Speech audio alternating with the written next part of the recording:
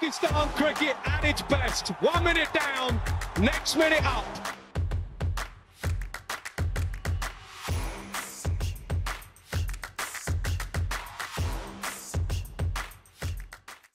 Thank you very much, everybody, for joining me once again. Saj Sadik here for PakPassion.net. My guest today is a regular contributor on PakPassion, former Pakistan all-rounder who played for Pakistan quite a while ago, but played with dignity and pride.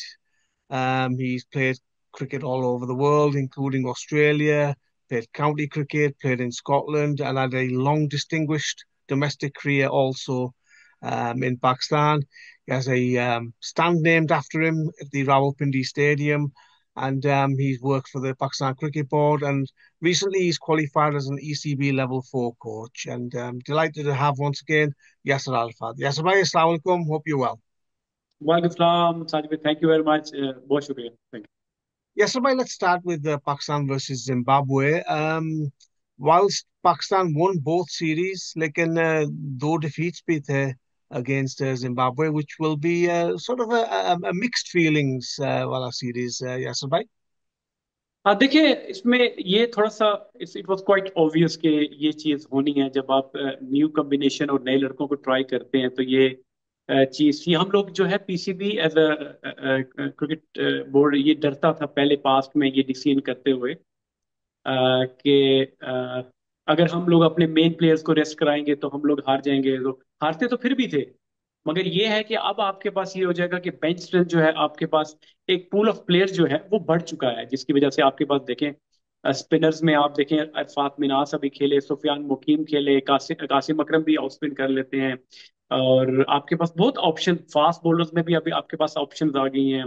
Batting में अगर आप देखें तो आपके पास उमैर बिन यूसुफ भी एक नए exciting player हैं, वो आपको एक मिल गए हैं। उसके अलावा ऑब्वियसली साहबजादा फरहान पिछले एक साल से वो भी खेल रहे हैं। फिर इरफानुल्लाह नियाजी आपको एक अच्छे मिडल ऑर्डर में, और तैयब ताहिर को एक अपॉर्चुनिटी मिली, ऑल्दो काफी लेट हो चुका उनका भी टीम में आना, मगर मैं ये समझता हूँ कि इट्स राइट टाइम कि आपको अपना मिडल ऑर्डर स्पेशली T20 में और ओपनिंग जो है आपको फियरलेस क्रिकेट खेलनी पड़ेगी। और मैं ये समझता हूँ कि इन दो सीरीज में मैचेस तो हारे कंपैरेटिवली वीकर साइड से, मगर आपका जो पूल ऑफ प्लेयर्स है आपके पास वो ऑप्शन बढ़ गई है थोड़ी, कि आप जब देखते हैं कि खुदा न खास्ता कभी ये एक इम्पोर्टेंट सीरीज या मैचेस में आपके प्लेयर, जब मेन प्लेयर आपके इंजर्ड हो जाते हैं तो उनकी बैकअप रिप्लेसमेंट आपके पास ऐसी है कि आप उनको एनी टाइम आप उनको रिप्लेस कर सकते हैं। Yes, भाई आपने एक पॉइंट अच्छा किया about backup players, लेकिन जो खेले जिम्बाब्वे के against any of them you see as potential players who are ready for international cricket now? देखिए, रेडी मैं कहता हूं कि मैं, क्योंकि दूसरी दुनिया की क्रिकेट को भी और क्रिकेट टीम को भी फॉलो करता हूं, कि सेटअप्स को भी मैं देखता हूं कि ऑस्ट्रेलिया में क्रिकेट जो खेली जाती है डोमेस्टिक लेवल पे, उनकी जो अंडर 19 जूनियर लेवल पाथवे जो उनकी होती है, सिमिलरली इंग्लैंड में भी मैं देखता हूं। तो अभी हम लोग काफी पीछे हैं। इवन हमारे जो मेन प्लेयर्स भी हैं, आप जिनको हम लोग स्टार्स कहते हैं, मैं ये समझता हूँ कि वो भी अभी उतने वेल इक्विप्ड नहीं है। मेंटली आप बात कर लें, फिजिकली स्किल लेवल भी आप बात करें तो अब वो भी लैक करते हैं। तो ये नए लड़के आ रहे हैं, एक अभी भी इनमें भी वही प्रॉब्लम प्रॉब्लम तो मैं नहीं कह सकता, थोड़ा सा ये कमी मैं समझता हूँ कि लड़कों की awareness of the game, knowledge of the game, ये छोटी छोटी चीजें, उनका जो अपना एक एज अ प्रोफेशनल अपने आप को किस तरीके से ट्रेन करना है, मैं समझता हूँ ये चीजें भी लैक करती हैं लड़कों को। और थोड़ा सा ये भी मेरी नजरों से भी गुजरा और मैंने फील किया कि लड़के जो हैं मुश्किल जो जहाँ पे हार्ड वर्क होता है, जहाँ पे टफ कंडीशंस होती हैं, उस तरफ लड़के मैं समझता हूँ कि थोड़ा हिचकिचाते हैं। जिस तरह मैं आपको आपको एग्जांपल देता हूँ कि लड़के वो ज्यादा टिल्ट उनकी जो होती है वो शॉर्टर फॉर्मेट T20 फॉर्मेट में होती है। अभी भी देखें आप, अगर जो लड़के रेस्ट जिनको दिया गया था, वो जो पीछे फर्स्ट क्लास क्रिकेट हो रही है पाकिस्तान में, तो एक नसीम शाह को मैंने देखा है, मेरे ख्याल से वो खेल रहे हैं। तो उसके अलावा कोई प्लेयर आपको आपको नजर नहीं आया होगा कि अगर लड़कों की कोई प्रॉब्लम, टेक्निकल प्रॉब्लम है, कोई लंबी इनिंग बिल्ड या फॉर्म में आने के लिए कोई अगर किसी प्लेयर में कोई इश्यू है, तो वो मुझे नजर नहीं आया।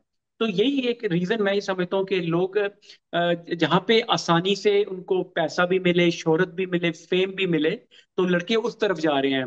पास में ही होता था कि आपको एक टफ ट्रेनिंग आप करते थे, विगरस ट्रेनिंग, आपकी रूटीन जिम वर्क और इस तरह की चीजें होती थी कि जिसकी वजह से आप एक जब इंटरनेशनल लेवल पर आते थे तो आप बिल्कुल तैयार होते थे इंटरनेशनल मटेरियल। मगर आजकल मैं ये समझता हूँ कि हमारे अभी भी जो यंग लड़के आ रहे हैं वो फिजिकली भी उतने तैयार नहीं है कि अगर आप उनको कंपेयर करें ऑस्ट्रेलियन प्लेयर्स के साथ या इंग्लैंड या इवन इंडिया के प्लेयर्स भी आप देखें कि वो आपको बेहतर मिच्योर्ड नजर आएंगे जब वो टीवी पे भी जब बात कर रहे होते हैं।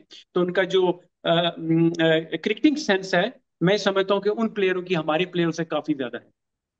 जैसे भाई आप तो देखो, you worked all over the world as a coach.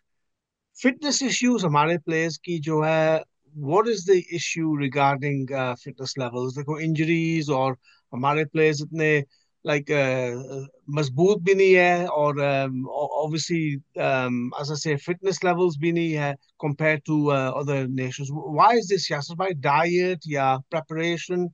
What are the देख रीजंस?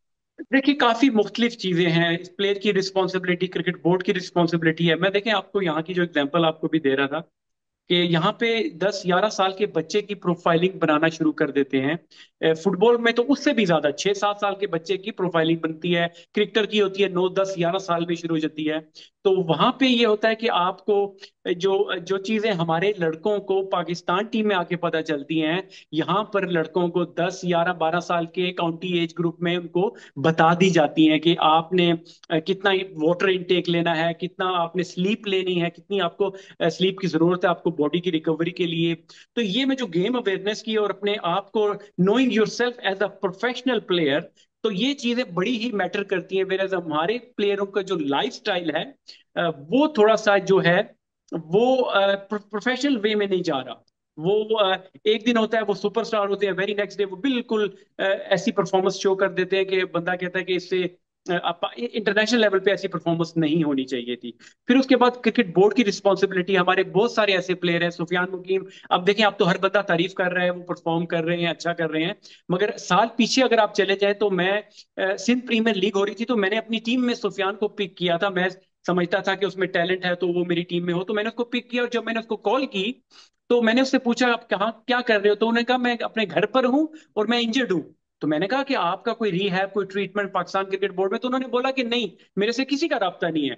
तो फिर मैंने एक दो कॉल्स की का पाकिस्तान क्रिकेट बोर्ड में, तो उन्होंने फिर डॉक्टर सुहेल ने फिर उनको हाई परफॉर्मेंस सेंटर में बुला के उनकी ट्रीटमेंट का कोई थोड़ा सा प्लान किया। तो ये जो link between players and Pakistan cricket board जो है, ये बहुत लैक करता है। और ये यही वजह है कि आपको जो हमारे प्लेयर्स की रिहैब है एज कंपेयर टू इंडिया या इंग्लैंड या बाकी टीमों के प्लेयर्स की रिहैब है, जिस तरह जोफ्रा आर्चर को आप देख लें, वो अभी भी वो आर्टिकल रॉकी का आज आया हुआ है और बात वो यही कर रहे हैं कि हम प्लान कर रहे हैं कि उनको टेस्ट क्रिकेट में इंडिया सीरीज जो समर में हो रही है उसको लेकर आए, मगर आईपीएल में उनके जाने की वजह से हो सकता है थोड़ा सा डिले हो जाए। तो ये लोग आगे 2 साल की प्लानिंग करते हैं अपने एक एक प्लेयर के लिए। वेरएज हमारा प्लेयर ये है कि जब वो इंजर्ड हो जाता है, ना तो उनको क्रिकेट बोर्ड उनको लुक आफ्टर करता है, और ना ही उनकी रीजन या उनके डिपार्टमेंट्स, और खुद भी प्लेयर जो है इनिशिएट ही नहीं लेता। कुछ लोग शाय होते हैं, वो राब्ता नहीं करते, वो किसी को बोलते नहीं है। तो ये काफी ऐसी चीजें हैं कि जो कि एड्रेस होने वाली हैं। आई एम श्योर अब आपके जब इस सिस्टम में आए हैं जो कि बेहतर समझते होंगे कि जिस तरीके से उन्होंने पाकिस्तान की जूनियर में, सीनियर में और हर लेवल पे कोचिंग भी की हुई है। फिर लाहौर कलंदर का पीडीपी प्लान और उनके सामने जूनियर ये सारे तैयार हुए हैं। तो आई एम श्योर कि इन चीजों पे अब जरा बेहतर तरीके से नजर रखी जाएगी। जैसे भाई चैंपियंस ट्रॉफी, ऑब्वियसली काफी रिपोर्ट्स डिस्कशंस चल रही है। What are your thoughts, यासर भाई? देखो, पाकिस्तान इनिशियली प्लान था ये कि सारा टूर्नामेंट पाकिस्तान में हुए। बीसीसीआई ने फिर कह दिया कि government is not allowing that team to go to Pakistan. काफी डिसअपॉइंटिंग बात है ये। अब रिपोर्ट्स आ रहे कि अग्रीमेंट होगी कि जो पाकिस्तान के टूर्नामेंट्स, ऑब्वियसली आईसीसी टूर्नामेंट्स है, India will play neutral venue, same for Pakistan, they will play at neutral venues. What do you think, Yasir भाई?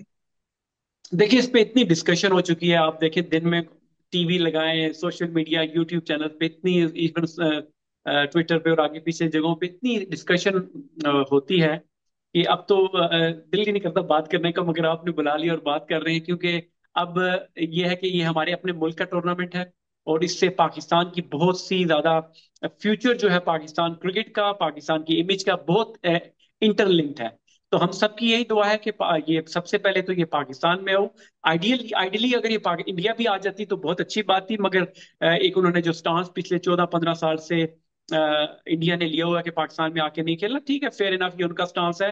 मगर जो सबसे अच्छी बात यह है कि इस दफा पाकिस्तान क्रिकेट बोर्ड ने, स्पेशली मोहसिन नकवी साहब ने, उससे पीछे काफी आपके चेयरमैन आए मगर वो कोई भी इस लेवल का स्टांस नहीं ले सका। तो अगर ये चीज हो जाती है, इंप्लीमेंट हो जाती है कि अगर इंडिया इस दफा नहीं आता और अगले 3 साल या 4 साल का जो साइकिल है आईसीसी इवेंट्स का वो न्यूट्रल वेन्यू पे होगा, तो ये अगर मनमाने में, क्योंकि आज मैंने भी ये खबर सुनी है और उनके एक बड़े ही वेल रिनाउंड जो जर्नलिस्ट हैं वो उनकी सोशल मीडिया पे उन्होंने बात की है कि जो ऑलमोस्ट 99% ये बात कंफर्म हो चुकी है और इसी तरह होगा। और उसमें काफी चीजें हुई हैं जो पाकिस्तान ने अपना पूल में से, आईसीसी का जो पूल उसमें से पैसे मांगे थे वो नहीं हुए। मगर जो सबसे बड़ी बात यह है कि वो जो रजामंदी हो जाएगी कि अगर न्यूट्रल वेन्यू पे इस चैंपियंस ट्रॉफी को किया जाएगा तो फ्यूचर के अगले 3-4 साल जितने भी इंडिया में इवेंट्स होंगे, पाकिस्तान भी इंडिया के खिलाफ न्यूट्रल वेन्यू पे खेलेगा। तो मैं समझता हूँ Pakistan cricket board, specially Mohsin Naqvi साहब को इस बात पे मुबारकबाद देनी चाहिए कि जितनी उन्होंने एफर्ट की है। और वो स्टेडियम की अपग्रेडेशन आप देख लें, कभी कराची में होते हैं, कभी लाहौर में होते हैं प्रेस कॉन्फ्रेंस, पाकिस्तान के सियासी हालात भी हैं वो भी आप देखते हैं।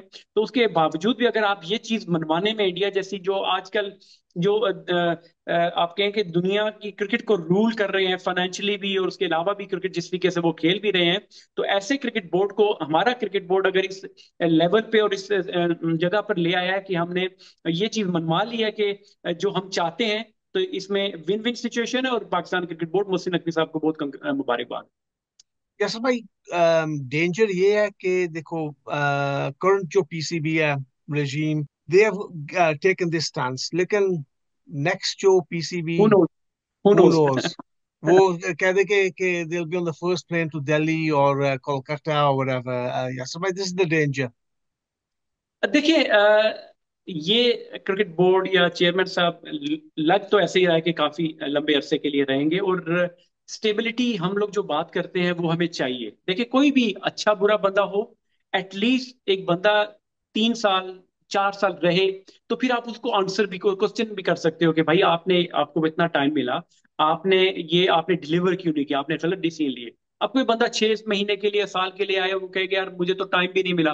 तो देखिए कोई भी हो बंदा, जितना भी अभी काम मोहसिन नकवी साहब ने किया है, जिसमें आप इनको क्रिटिसाइज भी कर सकते हैं कुछ डिसीजन पे, जिस तरह फॉरेन कोचेज आए और गैरी कर्स्टन चले गए विद इन 5-6 मंथ, वो थोड़ा सा मैं समझता हूँ एक गलत डिसीजन था पाकिस्तान क्रिकेट बोर्ड। मुझे उसका बैकग्राउंड मालूम नहीं है, मगर जिस तरीके से इस चीज को हैंडल किया गया ये एक अच्छा इमेज नहीं जाता। फ्यूचर में कोई बाहर के कोचेज नहीं आएंगे। मगर अभी ये है कि लग यही रहा है कि ये क्रिकेट बोर्ड, मोहसिन नकवी साहब इस लंबे अरसे के लिए हैं। और जो चीज इन्होंने जो स्टांस इन्होंने लिया वो, और ये रहेगा। और अगर तो ये रहे तो मैं ये समझता हूँ कि इस स्टांस पे पूरा अमल भी होगा और इंशाल्लाह पाकिस्तान को इसके अच्छे नताइज भी मिलेंगे। और जो बड़ी जो मैं समझता हूँ कि इससे भी बड़ी, इंडिया के ना आने से भी बड़ी चीज जो है, ये जो ग्राउंड्स की अपग्रेडेशन है, ये मैं समझता हूँ विद इन टाइम अल्लाह करे हो जाए। और उसके अलावा भी बाकी टीमें देखें आएंगी, इतने मैचेस होंगे, इंगेजमेंट होगी, फॉरेन फैंस आएंगे, बाकी लोग भी आएंगे, मीडिया भी आएगा। तो ये उससे बड़ी है कि आपने इस इतना अच्छा शो पुट अप करना है दुनिया को, कि जो ग्रेवेंसेस या जो इश्यूज बाकी टीमें सिक्योरिटी के उठाती हैं, कुछ चीजें करती हैं, तो एक अच्छा ये आपके पास प्लेटफॉर्म है अपने आप को शो करने का कि हम लोग 1996 इतने अरसे बाद एक इतना बड़ा आईसीसी इवेंट कराने में इंशाल्लाह कामयाब होंगे। और फाइनली यासर भाई, चैंपियंस ट्रॉफी के अलावा पाकिस्तानी फैंस और मीडिया लिटिल बिट कंसर्न्ड कि जे शाह जो है, he is now the chairman of the ICC. ये भी एक पाकिस्तान की के लिए थोड़ा सा, it's little bit of a worrying situation. देखिए एक तो ये है कि ओबियसली थोड़ा सा टिल्ट तो एक उनका होगा, पाकिस्तान के फेवर में तो नहीं होगा, इंडिया के फेवर में होगा।